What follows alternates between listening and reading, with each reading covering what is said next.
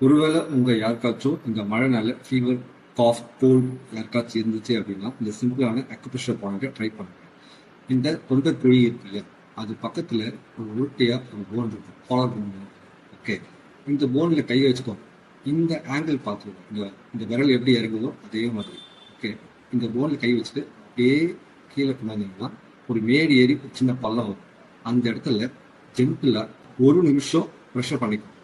Okay, இது முடிச்சுட்டு இந்த எல்போ இருக்குல்ல, இந்த எல்போ மடிச்சிங்கன்னா இந்த இடத்துல ஒரு குழி மாதிரி. ஓகே, இங்கேருந்து அப்படி இறங்கினா குழி மாதிரி. இந்த இடத்துல என்ன பண்ணுங்க, இப்படி ஒரு 60 வாட்டி ஆர் 1 நிமிஷம் பொறுமையாக ஜென்டிலாக ப்ரெஷர் பண்ணிக்கோங்க. இதே மாதிரி லெஃப்ட் அண்ட் ரைட்டில் ப்ரெஷர் பண்ணிக்கோங்க. காலையில், மத்தியானம், ராத்திரி அப்படின்னு பண்ணிங்கன்னா போதும். உங்கள் ஃபீவர், காஃப், கோல்டு உறுதியாக கம்மியாகிடும். தேங்க்யூ.